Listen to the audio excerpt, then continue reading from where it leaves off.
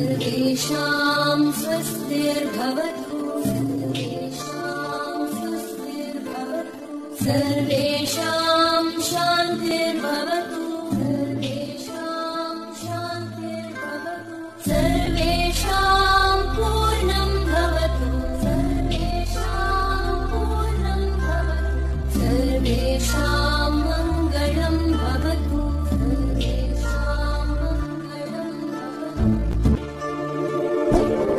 Online class में आपका फिर से स्वागत है। आज हम कक्षा सप्तमी के षष्ठ पाठ सदाचार्य के प्रश्नोत्तर का अध्ययन करते हैं। तो हमारा पहला प्रश्न है, उपयुक्त कथनानां समक्षम आम अनुपयुक्त कथनानां समक्षम न इति लिखत। सही प्रश्न के सामने आम यानी सही और गलत के सामने न का चिन्ह लगाना है।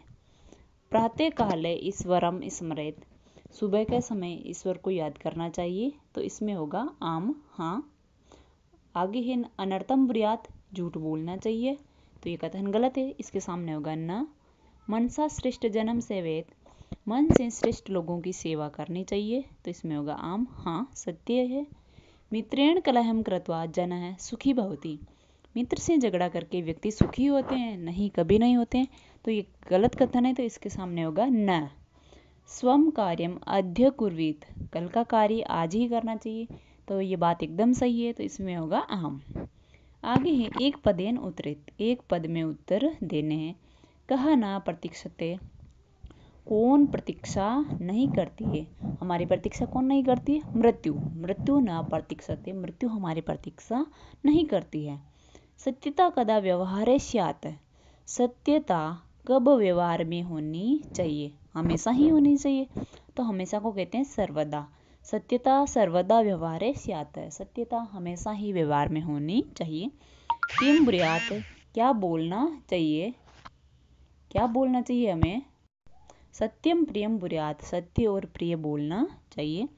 केन सह कलहम कृत्वा नरः सुखी न भवति, किसके साथ झगड़ा करके व्यक्ति सुखी नहीं होता है। मित्रेण, मित्र के साथ झगड़ा करके व्यक्ति सुखी नहीं होता है। कह महारिपु अस्माकं शरीरे तिष्ठति, कौन सबसे बड़ा शत्रु हमारे शरीर में ही रहता है, हमारा सबसे बड़ा शत्रु है आलस्यम, हमारा आलस्य, तो इसमें होगा आलस्य।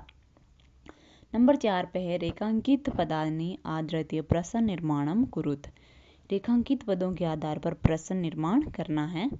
मृत्यु न प्रतीक्षते, मृत्यु प्रतीक्षा नहीं करती है, तो मृत्यु की जगह इसमें प्रश्न बनेगा, मृत्यु एक वचन है। कह न प्रतीक्षते, कौन प्रतीक्षा नहीं करती है, आगे होगा प्रश्नवाचक चिन्ह। कलहम कृत्वा नरः दुखी भवति, झगड़ा करके व्यक्ति दुखी होता है, कलहम की जगह आएगा किम, क्या करके मनुष्य दुखी होता है।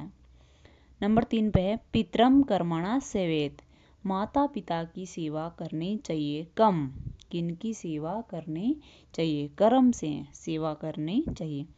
व्यवहारे मृदुता श्रेष्ठी, व्यवहार में मृदुता मीठापन श्रेष्ठ है, तो व्यवहार में क्या श्रेष्ठ है, कोमलता मधुर व्यवहार, तो हम व्यवहार में मृदुता होनी चाहिए। सर्वदा व्यवहारे ऋजुता विधेया, हमेशा ही व्यवहार में सरलता होनी चाहिए, तो सर्वदा इसका प्रश्न बनेगा कदा, यानी कब व्यवहार में सरलता होनी चाहिए, हमेशा ही व्यवहार में सरलता होनी चाहिए। नंबर 5 पे प्रश्न है प्रश्न मध्य त्रीणि क्रियापदानि सन्ति, प्रश्न के बीच में 3 क्रियापद हैं। तानि प्रयुज्य सार्थक वाक्यानि रचयत, उनका प्रयोग करते हुए सार्थक वाक्य की रचना करें। ब्रूयात सेवेत स्यात्, ब्रूयात यानी बोलना चाहिए, सेवेत यानी सेवा करनी चाहिए, स्यात् यानी होवे या होना चाहिए। तो इनको जोड़ते हुए वाक्यों की रचना करते सार्थक यानी जिनका सही अर्थ निकलता हो। तो हमारा पहला वाक्य होगा सत्यम प्रियम च ब्रूयात, सत्य और प्रिय बोलना चाहिए। नंबर 2 पे है वाचा गुरुम सेवेत, वाणी से गुरु की सेवा करनी चाहिए या सेवा करें। सत्यम अप्रियम च न ब्रूयात, सत्य और अप्रिय यानी कड़वा सत्य नहीं बोलना चाहिए। व्यवहारे कदाचन कौटिल्या न स्यात्, व्यवहार में कभी भी कुटिलता न हो या नहीं होनी चाहिए। श्रेष्ठ जन्म कर्मणा सेवेत, श्रेष्ठ व्यक्ति की कर्म से सेवा करनी चाहिए। जो हमारे आदर्श होते हैं उनकी कर्म से सेवा करनी चाहिए। व्यवहारे सदा औदार्यम स्यात्, व्यवहार में हमेशा ही उदारता होनी चाहिए या होवे। अनर्थम प्रियम च न ब्रूयात्, झूठा प्रिय लगने वाला झूठ नहीं बोलना चाहिए। आगे है मनसा मातरम पितरम च सेवेत, मन से माता और पिता की सेवा करनी चाहिए। नंबर 6 पे प्रश्न है मंजूषात अव्ययपदानि चित्वा रिक्त स्थानानि पूरयत, इस पेटिका में से अव्यय पदों को चुनकर रिक्त स्थानों की पूर्ति करनी है। पहला है भक्तः ईश्वरम स्मृति, भक्त है वो ईश्वर को भगवान को याद करता है, तो इसमें अव्यय आएगा सदा, सदा यानी हमेशा ही ईश्वर को याद करता है। नंबर 2 पर है असत्यम वक्तव्यम, झूठ बोलना चाहिए तो झूठ नहीं बोलना चाहिए, तो इसमें अव्यय आएगा न। प्रियम सत्यम वदेत, प्रिय सत्य बोलें, प्रिय और सत्य बोलें, तो इसमें आएगा तथा। लता मेघा, लता में और मेघा, तो और के लिए अव्यय क्या होता है च, का अर्थ और होता है, तो लता मेघा च विद्यालयम गच्छत, लता और मेघा विद्यालय जाती है। अपि कुशली भवान, आप भी कुशल होंगे, भी आएगा अव्यय।